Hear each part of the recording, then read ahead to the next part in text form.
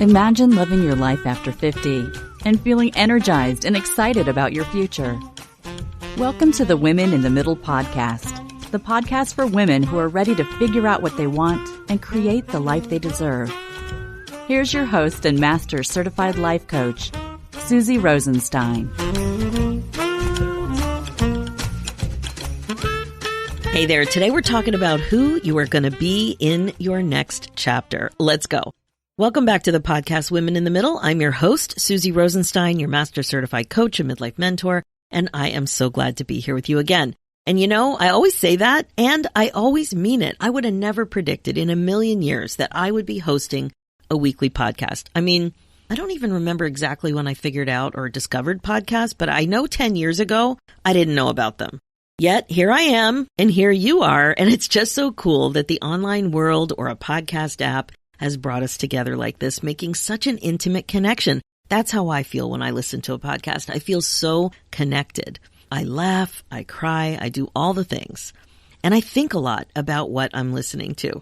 So there is a topic that has been coming up all of the time in the Women in the Middle Academy. Like, it comes up a lot, and I wanted you to start thinking about it too.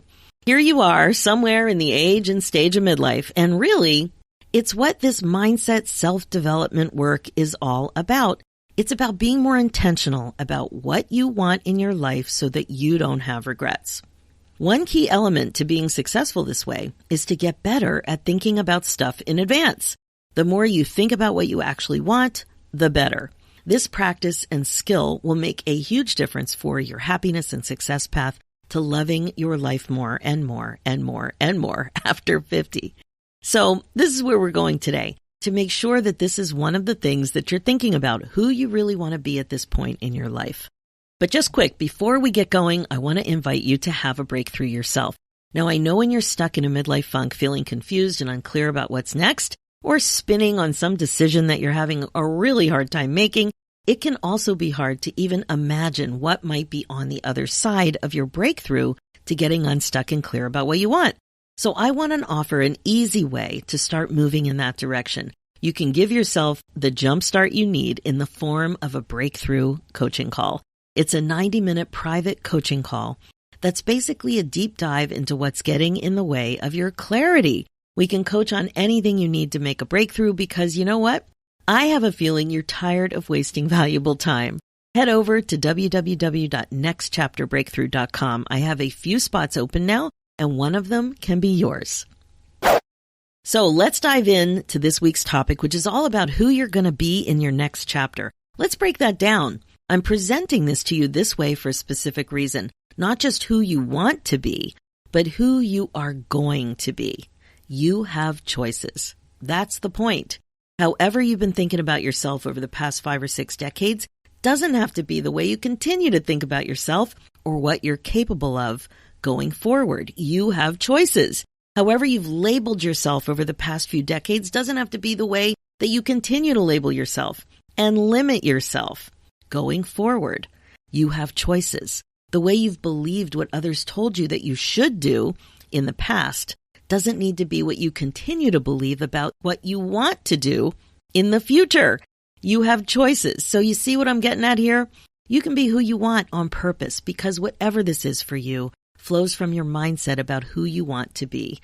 Your ability to connect with your honest thoughts and desires about who you want to be, that flows from your mindset, your thoughts, the way you think about yourself, the way you imagine what is actually possible, how courageous you feel like being, what you want to make sure you don't miss out on, what really lights you up, what brings you so much joy, contentment, and peace.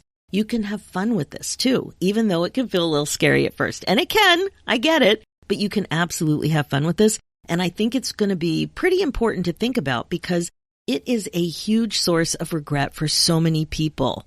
When you look at the common regrets, and there's a lot of research about this, so research is pretty consistent. And it suggests that the biggest regrets are usually around your relationships with others and for things that you didn't do rather than what you did do and perhaps failed. So really grasp that. It's usually about relationships with others and things that you didn't do. So what we're talking about now is related to this, determining who you're going to be in your next chapter and what decisions you're going to make to create that for yourself. For sure, you'll want to consider potential regrets related to what you didn't do, what you didn't say, what you didn't try, and how you didn't allow yourself to be happy. So how do you think about who you want to be in your next chapter? How do you even think about it? I have 3 simple steps to get your mind around this important concept to get started. So let's do it. Step number 1, try these useful prompts and see if you get some clarity peeking through. So I'm going to give you 2 prompts, and I want to see if they help you with some clarity, some insight, even a whisper or a glimpse of something that makes sense to you. So here's the first prompt. I'm learning to become a woman who? I'm learning to become a woman who fill in the blank. So what comes up for you when you think this? Is it, I'm learning to become a woman who is developing a new skill or learning a new hobby? Like maybe you always wanted to learn how to bake, so you imagine yourself being that kind of woman, or one who loves baking, or one who always brings something wonderful to a dinner party and always has fresh baked cookies for the grandkids, for example. So you might have like an image of who you want to be. Maybe it's somebody that you know, maybe it's your grandmother, or maybe it's a story that you read, and it's just something that resonates with you. So you may not have it all worked out, but there's a glimpse or a whisper or something that you just want to acknowledge. Maybe you want to become a woman who's more relaxed. You imagine yourself to be more rested, adopting more of a chill kind of demeanor. You know, my kids always say that. She's chill. They would never say that about me, but they do say it. So do you want to be chill? Do you want to have that kind of, demeanor and, basically calmer overall? Is that what you want? Perhaps you want to be a woman who is more present. You want to be a better listener, more focused, and not feel as busy. Maybe that's you. Or maybe you want to be a woman who's more social and more of an initiator. Perhaps this means you will say yes to more invitations, join more groups and clubs, initiate outings and gatherings with your friends. You want to be, and in this case, you maybe even want to stop all the waiting and do more of the inviting. Maybe you've noticed that you wait a lot and you're missing out on a lot because, nobody's reading your mind. Maybe you want to be doing the inviting. So there's all kinds of ways to think about this. It could be maybe you want to be somebody who walks all the time. Maybe you want to be somebody who is not a fair weather exerciser. That would be me. Maybe it's somebody who's known for doing fun things. You want to be somebody who always has fun. Whatever it is for you, just allow that prompt, I'm learning to become a woman who, and see what comes up for you. Now, here's a second prompt to try. I love it when I meet or know somebody who, right? This one is kind of a sneak attack because you're not thinking about yourself. You're either admiring, appreciating, or being a bit envious of something about someone else. So again, the prompt is, I love it when I meet or know somebody who, what comes up? This can be great information for you about what you aspire to or desire yourself. For example, if you love it when you know somebody who's a great listener, that might mean that you want to become a woman who's a great listener. If you love it when you hear about somebody's adventurous vacation, that might mean you really want to be a woman who is adventurous and tries new things. If you love it when you learn that someone you know is writing her first book, that might mean that you want to become a woman who writes. So notice when you hear something or meet somebody and they're talking and they're doing something that you think is really cool, what is it? So step number 1 is to use these 2 prompts and any other prompts you can think of to help you just open the door a little bit to think about who you're going to be in your next chapter. Now, step number 2 is to become more aware of potential regrets. As I mentioned, it's common to regret some aspect of your relationships with others and what actions you didn't take somewhere or sometime in your life. So let's start with thinking about your relationships. When it comes to your inner circle, your closest family relationships, your friendships, or the way that you relate to people in your community, what might you regret? Could it be how authentic you are, the way you showed up, the way that you cared, the way you followed up, the way that you asked good questions, the way that you reached out to try to work on a miscommunication, maybe your ability to show affection or tell someone how you feel about them? If you're concerned about regretting something like this, some of these examples, you might want to become a woman who takes great care with her relationships, who prioritizes relationships. You can be as specific as you like, but turn the thing that you're worried about regretting into something you want to be the core part of who you are and what you really value, what you really prioritize. It's the same thing with the other common regret about not doing something you really want to do. This kind of thing typically gets in the way of your happiness, which means that you get in the way of your own happiness. I can relate with that, and I bet you can too. So let's think about it. You may recall the Forks in the Road podcast episode I did recently, episode 335, Curiosity and Insight from Forks in the Road of Midlife. You can review the forks in your own personal road of life and learn from them. When you had a big choice to make and were at a fork in the road, what led to the way that you made your decision about what to do or which way to go? And then, do you like the way you made that decision? Many people find that when they review these critical decision points in their lives, they aren't always happy about why they made the decision they made. And often it's because of fear. Perhaps this happened to you too, and you made a decision or several decisions because you were afraid to do what you really wanted to do. I hear this all the time from my clients, and for me, it was a huge reason I was stuck for 5 years between 45 and 50. So what I always hear are things like this. I didn't pursue art because I didn't think I was talented enough, and ultimately I was afraid to go for it. Or I was afraid to leave a bad relationship, so I ended up staying in it way too long. Or I wanted to go back to school and change my career, but I'm afraid because I think I'm too old. Right? So many examples, I'm sure you can think of some. Either you, your own examples, or people that you know. It's so common. So what you can do is see what insight you can glean from curiosity about how fear has played into your decision-making over the years and see how that might apply to your life in your next chapter. You might decide that you want to be a woman who is more courageous about trying new things, or even that you want to be a woman who allows herself to say yes to developing new skills regularly, which means saying yes to being a beginner more often. There's a lot to think about here, but it's really good stuff to just poke and prod and be curious about what's going on, who you are now, and who you're going to be in your next chapter.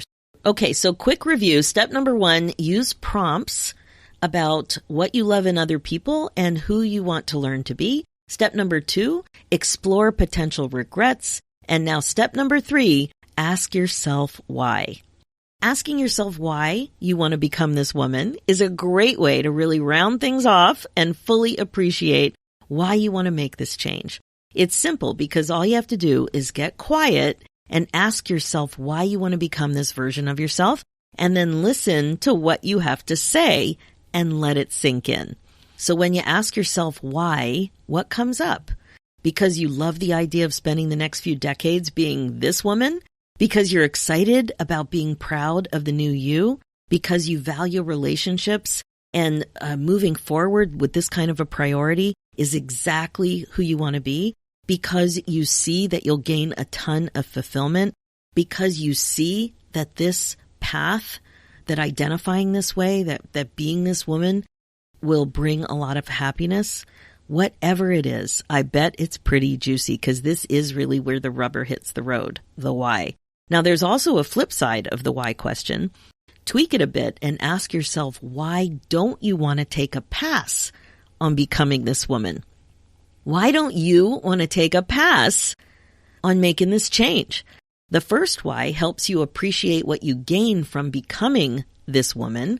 This tweaked version of the question helps you appreciate what the cost to you is if you don't. Now, this is pretty powerful. What's the cost to you if you don't become more courageous? What's the cost if you don't become a woman who's more relaxed and rested? What's the cost to you if you don't become chill? What's the cost if you don't allow yourself to be happy? What's the cost if you don't show up in relationships the way you want to? What's the cost if you don't make any changes? What's the cost if you aren't as present as you want to be? So I think you get it. Insert what it is for you and really appreciate your responses to this important question.